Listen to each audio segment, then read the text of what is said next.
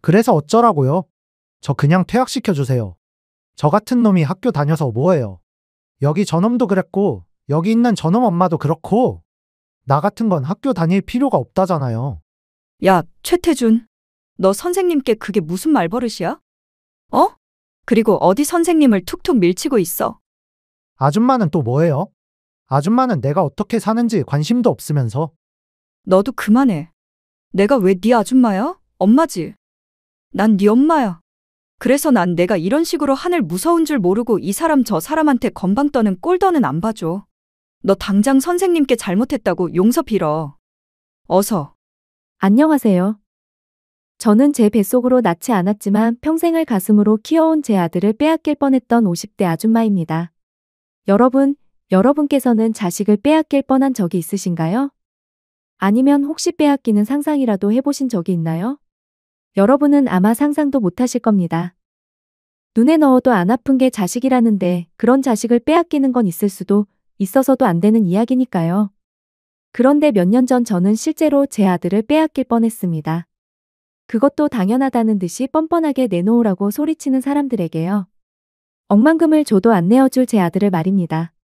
그리고 그런 아들을 제가 어떻게 지켜냈는지 여러분들에게 이야기하고 싶어 이렇게 사연을 보냅니다.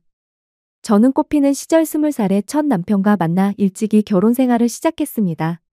그리고 저는 어렸을 적부터 아이들을 무척 좋아했어요. 동네 아이란 아이는 다 제 손을 타고 자랐다 해도 과언이 아니겠죠. 그래서인지 어렸을 때부터 저는 엄마가 되는 게 꿈이기도 했고요.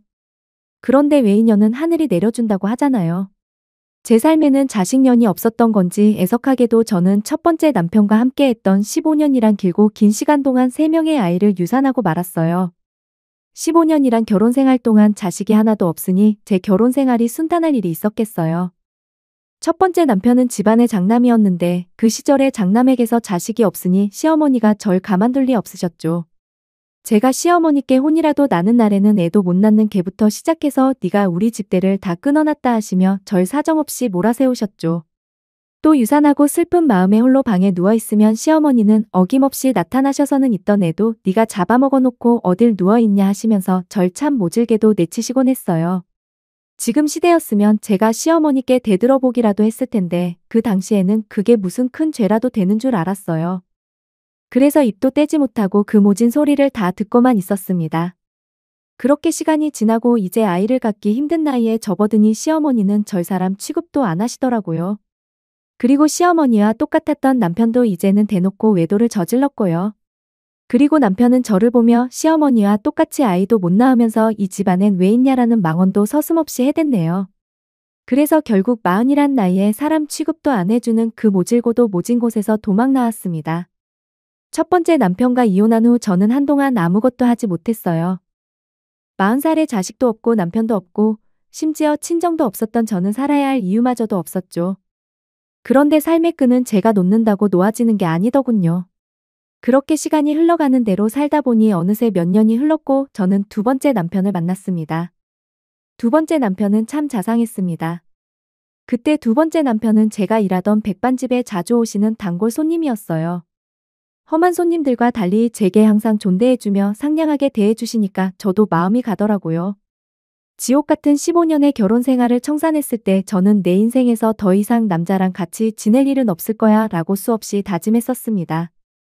하지만 두 번째 남편을 만나보니 다시 한번 누군가의 아내로서 살아보고 싶다는 욕심이 들더라고요. 그래서 결국 전 재혼을 선택하게 되었고요.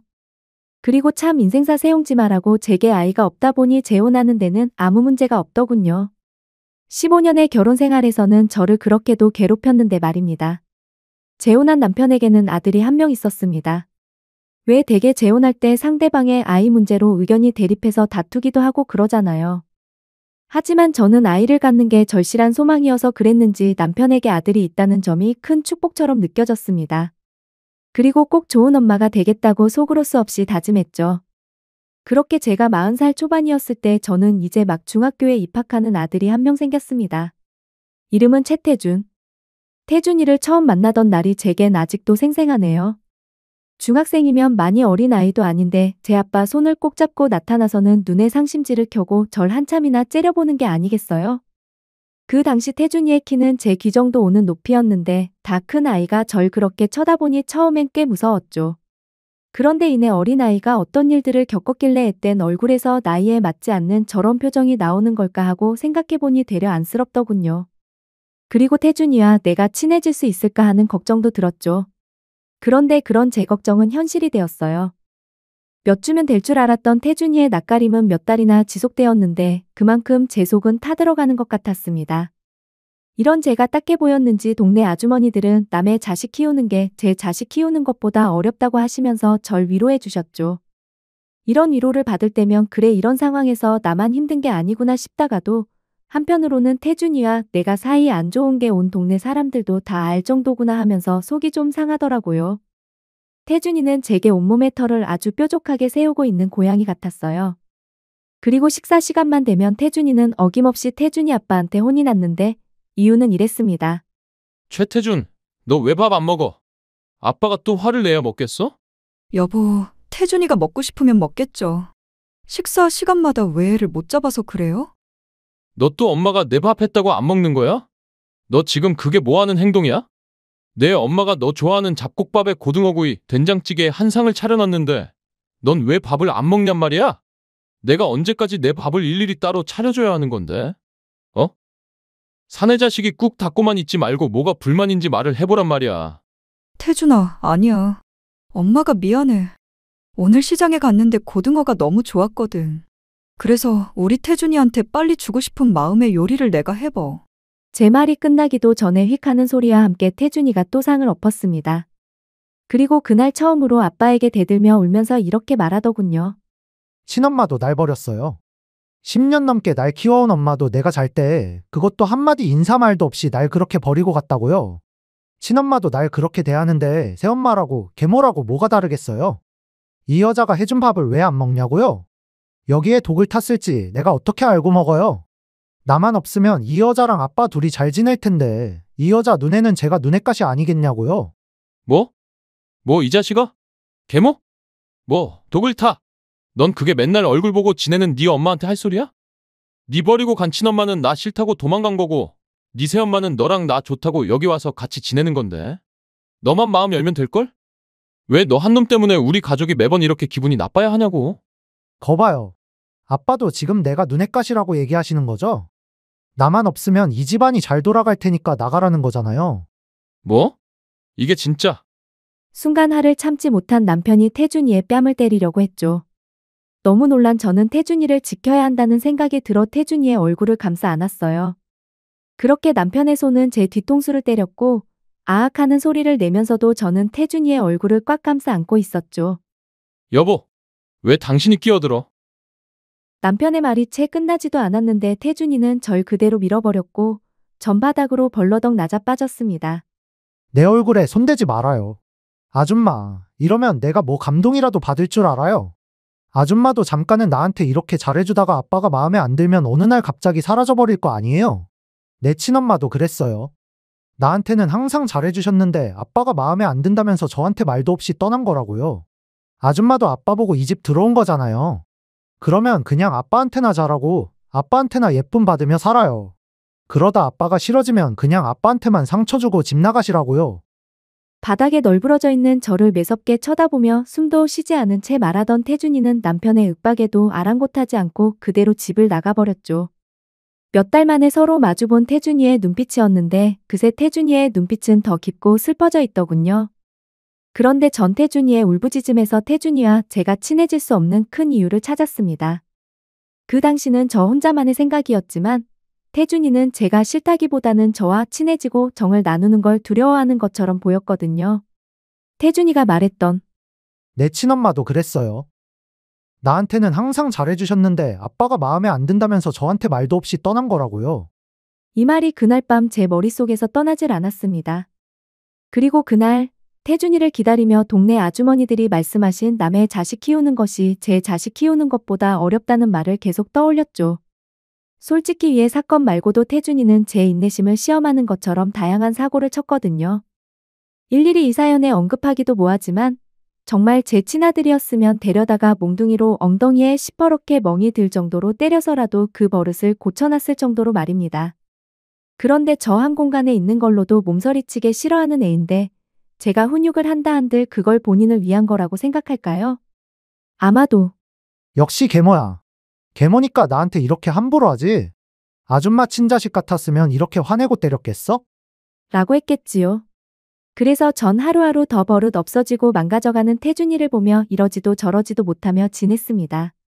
그러던 어느 날 결국 큰 사고가 터졌죠. 집에서 빨래를 하고 있던 저는 학교에서 온 전화 한 통을 받았는데 태준이가 친구를 일방적으로 때려서 친구가 많이 다쳤다는 내용이었어요. 저는 그 길로 태준이 학교로 찾아갔습니다. 아직 분이 안 풀렸는지 씩씩거린 태준이를 보고 있자니 눈앞이 핑 돌더군요. 그리고 남편에게 듣기로는 시험 성적은 항상 상위권을 유지해서 착실한 아이라는데 이렇게 점점 더 어른들한테 함부로 하고 폭력까지 쓰는 모습을 보니까 저 때문에 애가 저렇게 변했나 죄책감이 들더라고요. 그래서 어쩌라고요? 저 그냥 퇴학시켜주세요. 저 같은 놈이 학교 다녀서 뭐해요? 여기 저놈도 그랬고, 여기 있는 저놈 엄마도 그렇고, 나 같은 건 학교 다닐 필요가 없다잖아요. 얼굴이 시퍼렇게 멍든 친구와 그의 엄마를 보며 태준이는 고래고래 소리를 지르고 있었어요. 이야기를 들어보니 태준이가 그동안 엄마가 버린 애라며 친구들에게 놀림을 받고 있었다는 겁니다. 그리고 태준이는 분한 마음에 주동자를 때렸던 건데 폭력이 과해 일이 이렇게 커졌던 거고요. 놀림받았을 태준이를 생각하면 피가 거꾸로 돌지만 본인을 도와주려는 선생님의 어깨를 툭툭 밀치며 퇴학시켜달라고 고래고래 소리 지르는 태준이를 보고 있자니 이건 아니다 싶더군요. 전 그때 다짐했죠. 점점 더 사람 아니게 변해가는 태준이의 눈빛을 더는 두고만 보지 않겠다고요. 야, 최태준. 너 선생님께 그게 무슨 말버릇이야? 어? 그리고 어디 선생님을 툭툭 밀치고 있어? 아줌마는 또 뭐예요? 아줌마는 내가 어떻게 사는지 관심도 없으면서. 태준이 말이 끝나자마자 전 태준이의 뺨을 잇는 힘껏 한 대 때렸습니다. 그리고 절 노려보는 태준이를 보며 빨갛게 올라온 뺨을 한 대 더 때렸죠. 너도 그만해. 내가 왜 네 아줌마야? 엄마지. 난 네 엄마야. 그래서 난 네가 이런 식으로 하늘 무서운 줄 모르고 이 사람 저 사람한테 건방 떠는 꼴더는 안 봐줘. 너 당장 선생님께 잘못했다고 용서 빌어. 어서. 제 화난 모습을 처음 봤는지 태준이는 아무 말도 못하고 절 쳐다만 보더군요. 그런데 갑자기 태준이가 때린 친구 어머님이 제게 말했어요. 아, 당신이 얘 계모야? 계모라 애가 이렇게 아나무인 되도록 아무 신경도 안 쓰나? 곧 시험인데 저 팔로 공부를 어떻게 하냐고. 공부는 해서 뭐 한대요? 뭐라고?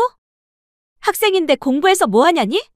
계모라 그런지 애들 공부 이런 건 전혀 관심이 없나 봐. 아니요. 제 말은 듣기로 당신 아들이 제 아들 놀리는 주동자였다는데 친구가 처한 상황을 이해해 주긴커녕 여기저기 떠벌리며 놀리고 다닌 놈이 공부는 해서 뭐 하냐고요. 쟤는 공부보다 인성교육이 먼저 아닌가요? 그리고 우리 태준이는 공부하란 소리 안 해도 알아서 잘하고요. 뭐라고? 너 내 아들한테 말 다 했어? 계모 주제에 어디 친엄마인 나한테 자식 교육을 운운하고 있어? 아이고, 그 애미의 그 아들 납치셨네. 저기요, 아줌마. 재혼이 어때서요? 계모가 어때서요? 제가 계모라 우리 태준이 옷을 안 빨아 입혔어요? 아니면 학교를 안 보냈어요? 아줌마, 말 나온 김에 우리 태준이 교복 한번 봐요. 친엄마 옷도 안 빨아 입히는지. 저기 좀 봐봐요. 목 뒤가 아주 누렇게 변했구먼. 우리 애 옷은 깨끗하고 옷에 주름 하나 없이 쫙쫙 다려 입혀요. 옷이나 신경 써주면서 저한테 그런 말 하세요. 뭐라고? 아, 다 됐고? 돈 내놔, 돈? 우리 애 치료비 내놓으라고. 아하, 결국 이 소란을 부린 게 돈 때문이었어요? 아들 장사하시게요? 그럼 당신 아들이 내 아들 놀린 거 그거 먼저 사과하라고 하세요. 그럼 제가 치료비는 얼마든지 드릴게요. 대신 선사과, 후 보상이에요. 사과 먼저 해요. 어서요. 그날이 제가 태준이를 위해 처음 엄마로 나선 날이었습니다. 그날 저는 끝끝내 사과를 안 하는 친구에게 치료비 돈 한 푼도 보상하지 않았고 그 엄마도 본인 아들의 고집을 못 꺾은 채 빈손으로 돌아갔죠. 그런데 이날 저는 혹시 제게 맞은 것이 분에 또 역시 계모 맞잖아 라는 소리를 들을 줄 알았는데 태준이의 첫마디에 저는 눈물을 흘리고 말았어요. 엄마, 아까는 좀 아팠어요. 바로 절 엄마라고 불렀던 겁니다. 태준이와 지낸 지 7개월 만의 일이었죠. 저는 태준이와 나란히 걸으며 그 얘기를 듣는데 눈물이 왈칵 쏟아져 태준이의 얼굴 반대 방향으로 고개를 돌렸습니다. 그리고 한참을 걸으며 이야기했죠. 엄마, 그동안 내가 잘못했어요. 난 엄마가 내 편이 아닌 줄 알았어요. 오늘 그 자식 엄마가 날 몰아세우는데 그때 내게 엄마가 없다는 게 참 서럽더라고요. 그런데 오늘 내 편을 들어주는 엄마가 있어서 참 좋았어요. 그랬구나. 내가 더 일찍 오지 못해서 미안해. 그리고 아까 널 때린 것도 미안하고. 하지만 난 말하지 않아도 돼요. 엄마 마음 다 알아요. 우리 엄마한테 맞고 나니까 정신이 확 들던걸요. 앞으로 나 다시 예전처럼 잘 지내볼게요. 대신 엄마, 나랑 약속 하나 해줘요. 엄마는 나 절대로 버리지 않겠다고. 태준이의 진심 어린 속마음에 저는 길을 가다 말고 태준이를 안고 펑펑 울었습니다. 그렇게 남편과 저 그리고 제 아들 태준이는 제가 재혼한 지 7개월 만에 진짜 가족이 될 수 있었죠. 그 후로 제 삶은 여느 엄마와 다를 바가 없었습니다. 태준이는 아침마다 제가 해준 밥을 먹고 등교하고 또 제가 챙겨준 도시락으로 점심을 먹었죠. 그리고 저녁이면 남편과 태준이 저 셋이 둥근 밥상에 둘러앉아 저녁밥을 먹었고요. 그리고 태준이가 성인이 돼서 했던 말이긴 한데 태준이는 제 첫인상이 참 좋았다고 했습니다. 저를 처음 보자마자 제가 따뜻한 사람이란 걸 본능적으로 느꼈다면서 말이죠. 그래서인지 제게 마음을 여는 것이 더 힘들었다고 하더군요. 저한테 많은 걸 의지하게 되어버릴까봐 덜컥 겁이 났다면서 말이죠. 이 작은 아이가 이렇게 많은 부분을 따지고 재며 본인 감정을 조절하며 지냈다는 게 전 마음이 무너지듯 아팠습니다. 어른들이 살고 못 살고 하는 문제에 이 아이가 꽤 많은 상처와 트라우마를 갖게 되었다는 것도 알 수 있었고요. 대체 우리 태준이가 무슨 잘못을 해서 이런 상처를 겪게 되었을까요? 전 할 수만 있다면 태준이 아픈 모든 기억을 저로 인해 말끔히 지워주고 싶었습니다. 그리고 그러기 위해 무던히도 노력했고요. 그리고 태준이도 그런 제 마음을 알았는지 저희는 서로 손을 꼭 잡으며 장을 보러 다니는 친구 같은 모자지간이 되었죠. 그런데 기쁨도 잠시 몇 년 후 공사 현장에서 일용직으로 일하던 남편이 추락사로 갑자기 세상을 떠나게 되었습니다. 그리고 하늘나라로 가기 전 제게 이런 유언을 남기더군요. 평생 같이 살기로 한 약속 지키지 못해서 미안하다. 그리고 엄마에게 버림받았던 우리 태준이 이번엔 부디 버리지 말아줘. 참 바보 같은 사람이죠.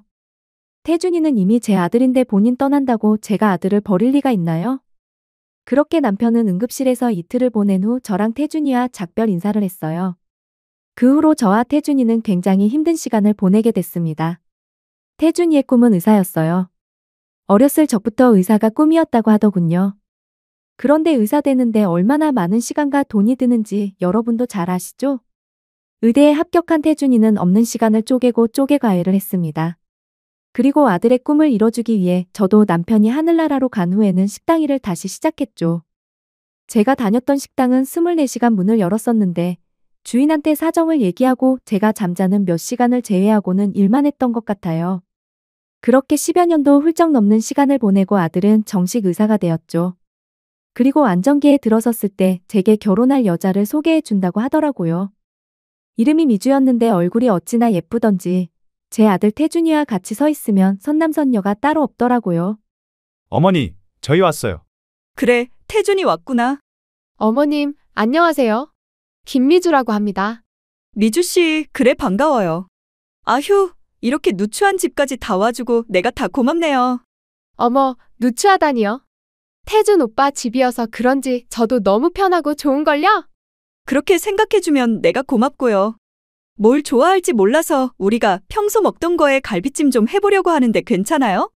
태준이가 말했던 시간보다 1시간이나 일찍 오는 바람에 내가 아직 준비를 다 못했는데 이걸 어쩌나. 어머님, 저 갈비찜 좋아해요. 그리고 제가 오빠 방도 구경하고 싶고 그래서 빨리 오자고 했어요. 혹시 제가 도와드릴 건 없나요? 없어요, 없어. 없고 말고. 태준이 방에서 둘이 푹 쉬고 있어요. 태준이가 바빠서 데이트도 잘 못하는 것 같던데 난 괜찮으니까 잠깐이라도 데이트하고 있으면 내가 부를게요. 처음 봤지만 싱글싱글 잘 웃고 도울 것이 없겠냐며 묻는 태준이의 여자친구를 보는데 제 마음이 다 뿌듯했습니다. 착한 우리 태준이가 딱 본인 닮은 아가씨를 만났구나 싶어서요. 태준이와 태준이의 여자친구. 그러니까 편하게 미주라고 적겠습니다. 태준이와 미주는 방에서 오순도순 이야기하는 소리가 들렸고 저는 분주히 음식을 준비하고 있었죠. 그런데 웬걸 제가 양파를 사온 줄 알았는데 깜빡하고 안 사왔더라고요. 왜 매번 장 볼 때마다 꼼꼼하게 체크한다고 하는데 막상 요리할 때 되면 한두 개씩 꼭 빼먹고 오잖아요. 야채 가게까지는 시간이 좀 걸렸는데 이것저것 준비하느라 정신이 없었던 저는 태준이에게 양파 좀 사와달라고 부탁했죠. 그렇게 태준이만 집 밖으로 나가고 미주와 저 둘만 집에 남게 되었습니다. 그런데 태준이가 나가고 나자 미주의 눈빛이 갑자기 변하더군요. 팔짱을 끼고 집 여기저기를 돌아다니며 뭔가를 찾는 눈치였죠. 미주 씨, 뭐 찾는 거라도 있어요? 아니요. 그냥 보는 거예요. 이런 집은 처음 와봐서요. 이런 집이요? 아니에요. 태준 씨 집에 처음 와봤다고요. 그런데 어머니, 식탁이 안 보이는데 우리 밥은 어디서 먹어요? 아, 부엌이 좁아서 우리 집은 식탁이 없어요. 손님용 상이 있는데 이따 음식 준비되면 상 펴서 먹을 거예요. 네? 방바닥에서 밥을 먹는다고요? 아휴, 태준 오빠도 참. 미리 말이라도 좀 해줬으면 바지 입고 오는 건데. 아휴, 하여간 별로라니까. 그러게. 치마를 입었네요. 그럼 내 옷이라도. 아니요. 저 마트까지는 얼마나 걸리나요? 한 5분? 5분 정도 걸. 아, 그럼 얼마 안 남았네. 알겠어요. 전 오빠 방 더 구경해도 되죠? 편할 대로 하세. 계속해서 제 말을 끊어먹던 미주는 그대로 태준이 방으로 횡하니 들어가더군요. 아까와 같이 상냥한 목소리이긴 한데 뭔지 모르게 갑자기 확 바뀌어버린 미주의 분위기는 절 의아하게 만들었죠. 그런데 갑자기 탈칵하고 태준이 방문이 잠기는 소리가 들리는 게 아니겠어요? 제가 방에 들어갈 것도 아닌데 문을 잠그니까 저도 기분이 썩 좋지만은 않더군요. 그런데 한 3분쯤 흘렀을까 갑자기 우당탕하고 태준이 방에서 무언가 떨어지는 소리가 들렸죠. 그래서 저는 깜짝 놀라 태준이 방을 열었어요. 그 사이 미주는 황급히 뭔가를 본인의 가방에 숨겼는데 이내 절 보고 소리 높여 말하더군요. 어머니, 노크도 없이 그렇게 들어오시면 어떡해요? 그리고 제가 방문까지 잠갔는데 그렇게 문까지 따고 들어오시는 건 예의가 아니죠. 아, 여기 방문이 고장나서 잠가도 그냥 열리는 문이라. 아니, 그런데 도대체 뭘 했길래 그렇게 놀라는 건지 이해가 안 되는. 갑자기 소리를 지르는 미주에 저는 깜짝 놀랐고 말을 이어나가려던 찰나에 태준이가 들어왔습니다. 어머니, 무슨 일이에요? 아, 아니다. 미주가 내 방 구경하다 뭘 떨어뜨린 것 같구나. 곧 식사 준비 끝나니까 밥 먹을 준비해라. 제가 갑자기 방문을 연 건 잘못이긴 했지만 그렇게 소스라칠 정도로 놀라고 소리를 지르는 미주가 내심 찝찝했죠.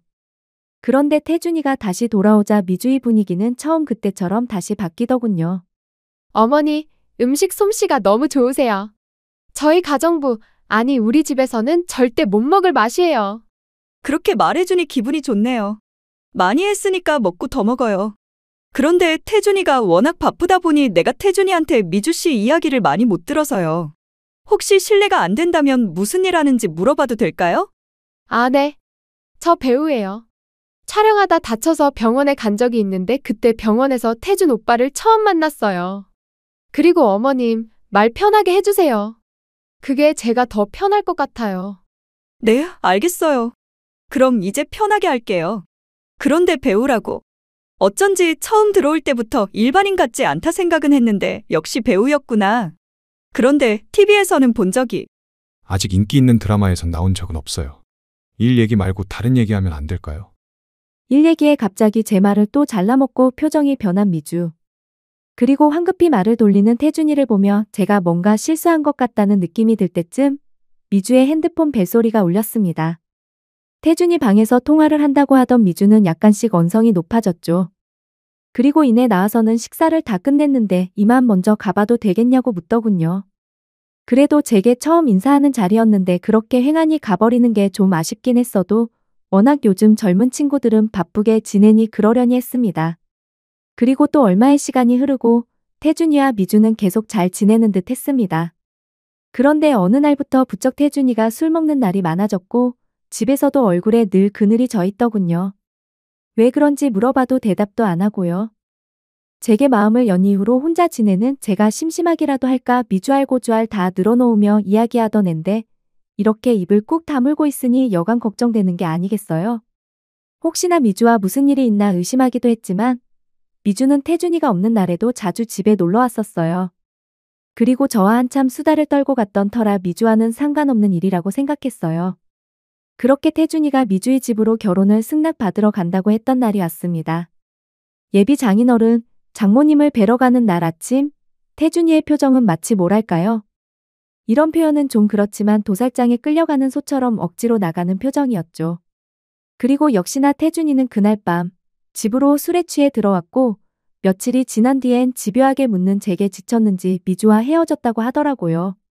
말로는 덤덤하게 헤어졌다고 하는데 마음고생이 심한지 태준이는 하루가 다르게 야위어갔습니다. 30대 후반이 되어서야 결혼하겠다고 처음 데려온 여자였는데 헤어진 게 좀 의아하긴 했지만 그것도 아들의 뜻이겠거니 하고 받아들였어요. 그런데 미주는 받아들이지 못한 것 같았습니다. 태준이가 없을 때 골라 우리 집에 찾아와 오빠의 마음을 돌려달라고 사정사정했어요. 심지어 제게 오시며 스카프 등의 선물도 챙겨와서는 말이죠. 그러던 중 제게 문자 한 통이 왔습니다. 안녕하세요. 미주 엄마입니다. 직접 뵙고 할 이야기가 있는데 만났으면 합니다. 어느 날 본인이 미주 엄마라며 제게 보내온 문자.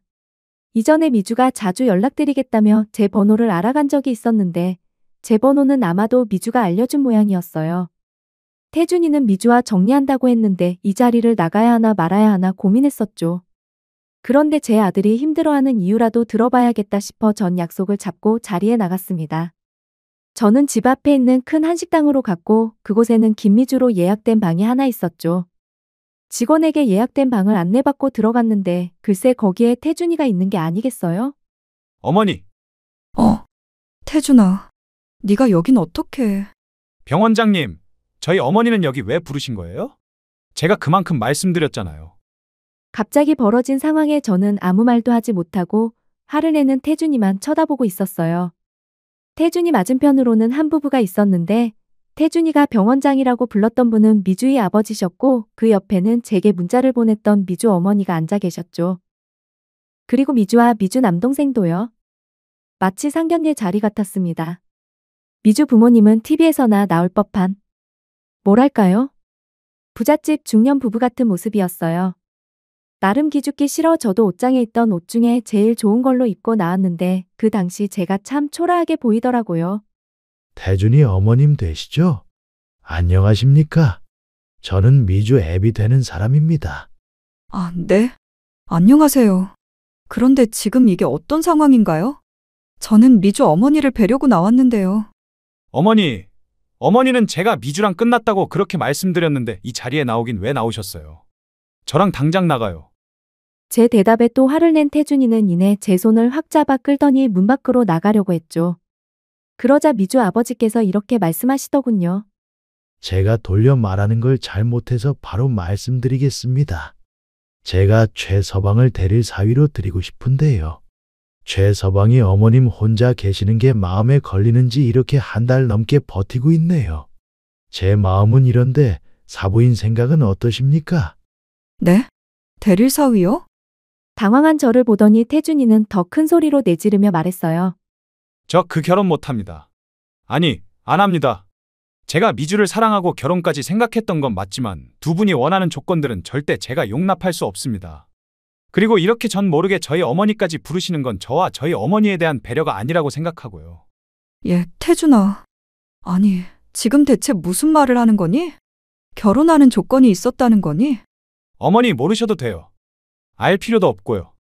태준이가 이렇게 화를 내는 모습은 중학교 이후에 처음 봤어요. 그리고 웬만해서 어른들한테 화를 내는 아이가 아닌데 모든 게 당황스러웠죠. 그런데 미주 어머니의 말을 듣고는 상황을 이해할 수 있었습니다. 어머니도 알 건 아셔야지. 네, 맞습니다. 저희가 결혼하면 최서방한테 대릴 사위로 들어오라고 했습니다. 아실지 모르겠지만 미주 아버지가 병원장이에요. 그리고 저희 부부는 그 병원을 이어받을 사위를 원하고요. 때마침 제 딸이 의사와 사귀고 있다길래 저희는 적극 찬성했지요. 그런데 대릴 사위가 뭐 어렵다고 이렇게 버티는지 저희 부부는 도저히 이해를 못하겠더군요. 아, 상견례를 하자고 해도 싫다고 하더니 이제는 아예 미주와 헤어지겠다고 하네요. 생각해보세요. 솔직히 대릴 사위로 들어와서 병원 경영도 좀 배우고 그러면 좀 좋겠어요. 아, 네, 그건 그렇죠.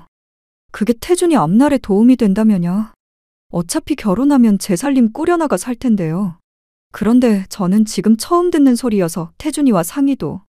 어머니, 그렇기는 뭐가 그래요? 어머니는 잘 알지도 못하면서 무슨 대답을 하고 그러세요? 태준이의 말에 저는 가슴에 비수가 꽂힌 듯 아팠습니다. 이 식당에 처음 들어와 미주 부모님을 뵈었을 때도 제 차림이 초라해 보였는데 잘 알지도 못하면서 대답하려 하나 이런 태준이의 말이 괜히 절 서운하게 만들더군요.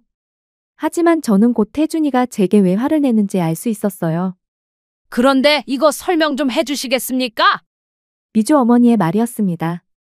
이렇게 말하고 테이블 정가운데 사진을 한 장 꺼내더군요. 저는 그 사진을 보고 경악할 수밖에 없었어요. 그 사진은 태준이 어렸을 적 사진인데 한쪽에는 죽은 아버지가 그리고 다른 한쪽에는 태준이의 친모가 있었죠. 저와 태준이가 친하게 지내고 얼마 후 태준이는 친모의 기억을 모두 지우고 싶다며 같이 찍었던 사진을 다 불태운 적이 있었어요. 그때 저는 태준이가 혹시 나중에 친모가 보고 싶어질 때가 있지 않을까 하는 노파심에 사진 한 장을 숨겨놓았죠. 그리고 태준이가 앨범에 손을 잘 대지 않을 나이가 되었을 때 태준이 책장 제일 위에 있는 가장 오래된 앨범 제일 뒷장에 꽂아놓았습니다. 그런데 이게 어떻게 미주 어머니 손에 들어가게 됐는지 의심이 들었죠. 그리고 이내 미주가 첫 인사를 하러 집에 왔을 때 태준이의 방문을 걸어 잠그고 태준이의 방을 뒤졌다는 걸 알 수 있었네요. 이 사진이 왜 여기에? 태준이 친모는 어디 계시나요? 그리고 엄마 대 엄마로서 하나만 묻겠습니다. 사부인이라면 본인 딸에게 계모까지 챙기라고 하시겠습니까? 이어지는 미주 어머니의 말에 저는 할 말을 잃고 말았어요. 제가 사실상 계모인 건 맞지만 제게 한 질문은 뼈가 있어 보였죠. 대답해보세요. 저는 솔직히 제 딸 아이가 친모도 아닌 계모를 시어머니로 모시며 살아가야 한다는 게 싫습니다. 그래서 최서방에게 어머니와 연을 끊으라고 했죠. 그랬더니 지금처럼 저렇게 화를 내는 게 아니겠어요? 어떻게 생각하시나요? 그만하시라고요. 태준이가 고래고래 소리를 질러도 미주 어머니의 말은 끊임없이 이어졌죠. 우리 최서방, 저희랑 있으면 자연스럽게 병원장도 되고 좋은 집에서도 살 수 있습니다. 그리고 미주 말 들어보니 식탁 하나 없는 작은 집에서 지내신다고요? 그런 곳에 사시는 분이 최서방 앞날을 어느 정도 보장해 주실 수 있으신가요? 제가 만약 친모였다면 우리 집으로 들어오는 대릴 사위 자리를 절대 반대하진 않을 텐데요. 혹시 최서방, 그러니까 의사 아들 등에 업고 빨대 꽂아 드실 생각은 아니셨죠? 본인이 진짜 아들로 생각하신다면 얼른 최서방 설득해서 결혼하게 만드시고 최서방 앞날을 위해 연 끊어주세요. 그래야 최서방도 마음 편히 대릴 사위로 들어와서 살지 않겠어요? 참기가 막히고 코가 막히는 상황이었습니다. 제가 계모가 맞긴 하지만 저는 태준이를 마음으로 낳고 눈물로 키웠습니다. 제 친아들과 다름없게 20여 년 넘게 키웠는데 이런 대접을 받다니요. 미주 어머니의 말에 기가 차서 이대로는 안 되겠다 싶어 따지려 들 때 태준이가 이렇게 말하더군요. 제 어머니 모욕하는 말은 그만하세요. 제 어머니, 남들은 다 계모라고 해도 저한테는 친엄마입니다. 도망간 제 친모보다 저한테 더 지극정성으로 대해주셨고 두 분이 원하시는 그 의사 사위의 의사도 다 제 어머니 덕에 가능했던 거고요. 그런데도 지금 제 어머니랑 연을 끊으라는 겁니까? 그것도 결혼의 조건으로요? 저는 절대 그럴 일 없습니다. 그리고 제가 그 조건 못 받아들인다고 그렇게 말씀드렸는데 왜 이렇게 끈질기게 이러시는데요? 제가 미주랑 처음 만날 때부터 무조건 사위 삼겠다며 제가 일하는 곳에 사람까지 붙여서 저를 하나하나 감시하셨잖아요. 제가 모를 것 같았습니까? 그리고 이젠 하다하다 미주한테 제 방까지 뒤지게 하셨나 본데 제 약점이라도 잡을 심산이셨어요? 그래서 찾아내신 게 우리 엄마가 친모가 아니라 계모라는 거고요? 제발 그만 좀 하세요. 스토커도 아니고 이게 무슨 짓입니까? 아니, 오빠! 오빠는 왜 우리 엄마한테 계속 소리 질러? 솔직히 우리 집 정도면 오빠한테는 경사 아니야? 적당히 좀 튕기라고. 그리고 나도 이제 곧 유명 배우 될 텐데 병원장 등에 업었겠다. 와이프는 배우겠다. 오빠한테 뭐가 부족한 결혼이라고 이렇게 튕기냐 말이야. 그리고 나도 엄마 말 동의해. 내가 왜 계모를 시어머니로 모셔야 하는데? 그렇게 자꾸 냄새 나는 집에서 말이야. 오빠 그냥 엄마랑 연 끊고 우리 집에 들어와 살자니까? 그래, 최서방. 그리고 난 미리 말하지만 친자식도 아닌 최서방 결혼식에 계모가 혼주석에 앉아있는 꼴 절대 못 보니까 그렇게 하려고. 응. 뭐라 부를 말이 없네. 최서방 계모님, 제 말 들으셨죠? 당신 혼주석에 절대 앉지. 미주 어머니의 말이 끝나기도 전에 태준이가 미주 어머니 뺨을 때렸습니다. 너무 갑자기 벌어진 상황에 미주 아버지는 펄떡 일어나시고 미주는 본인 어머니를 감싸 안았죠. 대체 결혼 안 한다는데 무슨 결혼식이고 무슨 혼주석이에요. 다들 정신 차리세요. 그리고 야, 김미주. 너 입안 다물어. 너 나랑 왜 결혼하고 싶은 건데? 너 남자 있잖아. 그것도 내가 모를 줄 알았어? 너 의사 사위 아니면 안 된다는데 너네 부모 뜻 따라 나랑 결혼만 하려고 했던 거 아니야? 난 너한테 정말 진심이었는데 넌 아니더라. 나 민호한테 다 들었어. 너랑 내 부모가 나 대리사위로 앉혀놓고 나 개처럼 부려먹으려고 했다는 거. 그래서 날 선택한 거겠지. 가난한 의사놈 구해서 당신들 뜻대로 부려먹으려고. 태준이의 말은 충격 그 자체였습니다. 태준이가 말한 민우는 미주의 친남동생입니다. 나중에 태준이한테 들어보니 민우가 어느 날 자기가 일하는 병원에 찾아왔고 미주 누나가 형을 만나는 이유라면서 쫙 알려줬다더군요.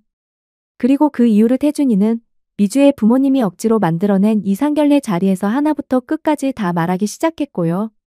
줄여보자면 이렇습니다.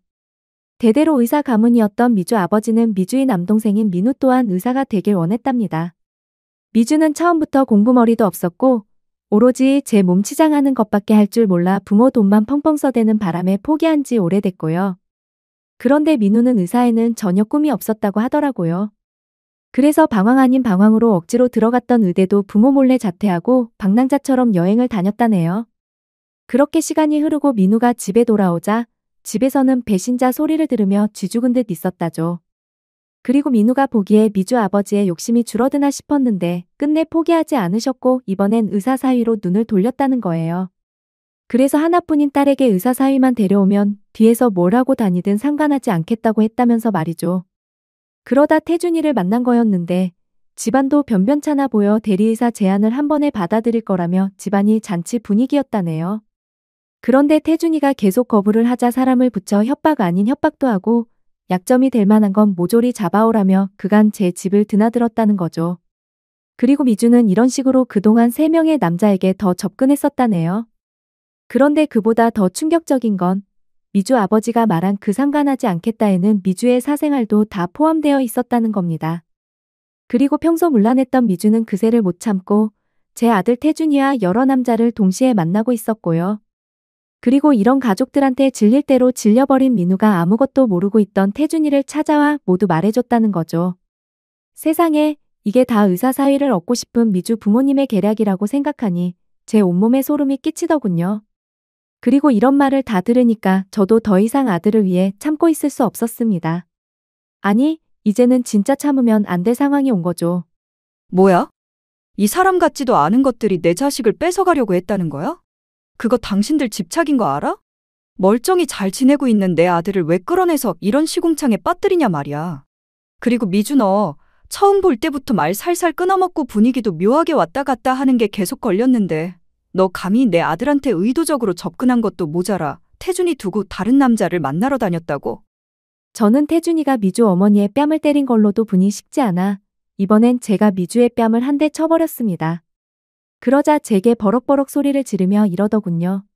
아줌마, 나 배우예요. 배우는 얼굴이 생명인 거 몰라요? 아, 진짜 별. 아줌마, 내 얼굴 어쩔 거야? 빨갛게 부어올랐잖아요. 야, 이 망할 기집애야. 뭐 배우? TV에 얼굴 한 번 안 비치는 배우가 있냐? 어? 말만 배우하지. 배우라면 먼저 행실을 더 똑바로 해야지. 이 남자, 저 남자 만나고 다닌 싸구려 주제에 네가 무슨 배우? 어? 내 아들 아까운 시간 어떻게 보상할 건데? 네가 어떻게 보상할 거냐고. 그리고 당신들은 어떻게 보상할 건데? 그렇게 전 미주와 미주 어머니의 머리채를 한 손에 하나씩 잡고 마구 흔들어댔습니다. 미주 아버지는 처음에는 저를 강하게 말리는 듯 했는데 이내 해탈한 듯 자리를 나가시더라고요. 그런데 그걸 그냥 나가게 놔둘 수 있나요? 제 아들을 건드렸는데요. 저는 복도까지 쫓아가 미주 아버지, 아니 그 빌어먹을 놈 머리채도 잡고 휘둘렀는데 글쎄 가발이 쑥 하고 벗겨지대요. 그래서 하는 수 없이 전 떨어진 가발을 식당 홀에 여러 손님이 식사 중인 테이블들 한가운데 던져버렸습니다. 당황한 미주 아버지가 후다닥 달려가 가발을 잡고는 손살같이 도망나가던데 그 모습이 얼마나 웃기던지요. 그리고 그 뒤로 미주와 미주 어머니도 머리가 헝클어진 채로 뒤쫓아 나갔는데 제 아들이 그동안 당했던 마음고생에 비하면 아무것도 아니지만 그래도 꽤 통쾌하더라고요. 그렇게 하늘 무서운 줄 모르고 설쳐대는 사람들이 어디 그런 창피를 당해나 봤겠어요? 그날 저녁 저는 오랜만에 태준이와 둘이 밥상 앞에 앉아 진지한 대화를 했습니다. 태준이는 우리 엄마 역시 안 죽었다며 예전에 교무실에 찾아와서 소리 질렀던 그 무서운 얼굴이 아직 남아있네라고 말했고 저 역시도 이 애미를 선택해줘서 고맙다라고 말했죠. 그날 이후 제 아들을 빼앗아 가려 했던 그 집안 식구들은 나타나지 않았지만 저와 태준이는 그 일 이후로 더 끈끈해졌죠. 그렇게 2년 후 태준이는 친구의 소개로 자기를 빼닮은 선한 여자를 만났습니다. 그리고 아들의 손을 빌려 이 사연을 쓰는 지금 태준이는 알콩달콩 결혼 생활을 하며 저와도 잘 지내고 있답니다. 여러분, 부모가 자녀에게 남겨줄 수 있는 가장 위대한 유산은 날마다 그들과 잠깐이라도 시간을 함께하는 것이다 라는 말을 아시나요? 제가 가끔 이혜미는 태준이 너한테 물려줄 게 없는데 혹시 그때 그 대릴 사위 자리 포기한 거 후회하지 않니? 라고 물으면 태준이가 제게 몇 번이고 해주던 말이었습니다. 어머니는 제게 이렇게 대화하는 시간만 오래오래 주시면 그걸로 충분해요. 라면서 말입니다. 여러분도 제 아들 태준이의 말에 동의하시나요? 제 사연이 어느 시간대 올라갈지 모르겠지만 제 사연을 보신 후라면 부모님께 전화 한번 해보시는 게 어떨까 싶네요. 부모와 자식은 함께하는 시간이 많을수록 좋은 거니까 말이죠. 이렇게 눈물로 키웠던 제 아들을 빼앗길 뻔했다가 되찾아온 제 긴 사연은 끝이 났습니다. 오랜 시간 긴 이야기를 들어주셔서 진심으로 감사합니다.